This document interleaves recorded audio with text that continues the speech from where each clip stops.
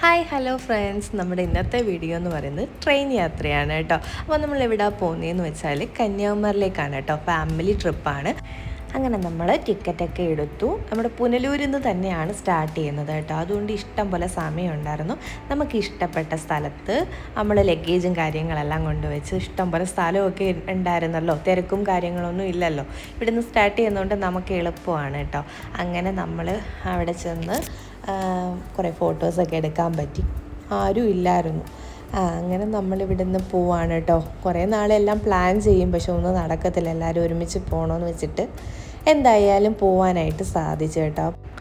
അങ്ങനെ വണ്ടി എടുത്തപ്പോൾ തന്നെ നമ്മുടെ ഈ കുഞ്ഞിപ്പെണ്ണിൻ്റെ വേലത്തരം കണ്ടില്ലേ. അവൾക്ക് ഇപ്പം ആ കമ്പി പിടിച്ച് അങ്ങോട്ട് ഇറങ്ങിപ്പോണോ എന്തൊക്കെയോ അങ്ങ് സംസാരിക്കുന്നു. അവൾ ഭയങ്കര എക്സൈറ്റ്മെൻറ്റിലാണ് കേട്ടോ. എന്നുവെച്ചാൽ ഫസ്റ്റ് യാത്രയല്ലേ ട്രെയിനിലൊക്കെ. പിന്നെ നമ്മുടെ വീട്ടിൽ നിന്ന് തന്നെ നമ്മൾ ഫുഡൊക്കെ കൊണ്ടുവന്നിട്ടുണ്ടായിരുന്നു കേട്ടോ. അപ്പോൾ പകുതി വഴിയായപ്പോൾ തന്നെ വിശക്കാൻ തുടങ്ങി. അങ്ങനെ നമ്മളെല്ലാവരും കൂടെ ഫുഡ് കഴിച്ചു. ഇഡലിയും സാമ്പാറും ആയിരുന്നു കേട്ടോ. അങ്ങനെ എല്ലാവരും കഴിച്ചു. അതിന് ശേഷം കുറേ നേരം അങ്ങോട്ടും ഇങ്ങോട്ടും ചിരിച്ചും കളിച്ച് ഒരു 5 മണിക്കൂർ യാത്രയിലിരുന്നു. അതിന് ശേഷം നമ്മൾ കന്യാകുമാരിയിലേക്ക് എത്തിയിട്ടുണ്ട് കേട്ടോ.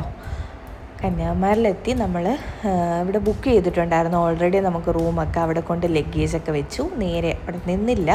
കാരണം എന്താ വെച്ചാൽ പെട്ടെന്ന് തന്നെ നമുക്ക് വിവേകാനന്ദ പാറയിലേക്ക് പോകണമെങ്കിൽ ഭയങ്കര ക്യൂ ആണെന്നൊക്കെ പറഞ്ഞ് കണ്ടില്ലേ. നമുക്ക് പോയിട്ടൊന്നും കയറാൻ പറ്റിയിട്ടുണ്ടായിരുന്നില്ല. ഭയങ്കര തിരക്കെന്ന് വെച്ചാൽ ഭയങ്കര തിരക്കായിരുന്നു കേട്ടോ. പിന്നെ നമ്മൾ പുറത്തുനിന്ന് അവിടെയൊക്കെ നിന്ന് കണ്ടു. അതിന് ശേഷം നമുക്ക് സൺസെറ്റൊക്കെ കാണണമെന്നൊക്കെ വിചാരിച്ചുകൊണ്ട് ഞങ്ങളിങ്ങനെ നിന്നപ്പോൾ തന്നെ അതിൻ്റെ തൊട്ടപ്പുറത്തൊരു പാർക്ക് ഉണ്ടായിരുന്നു കേട്ടോ. അവിടെ പോയി കുറേ നേരം ഇങ്ങനെ ഇരുന്നു.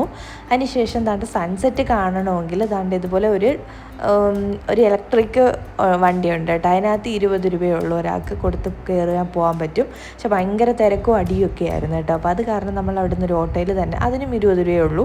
അങ്ങനെ നമ്മളൊരു ഓട്ടോയിൽ ഒരാൾക്ക് 20 രൂപ വെച്ചിട്ട് നമ്മൾ പോയി സൺസെറ്റ് കാണാനായിരുന്നു പറഞ്ഞ് പോയപ്പം സൺസെറ്റ് ഞങ്ങൾക്ക് പണി തന്നു കേട്ടോ.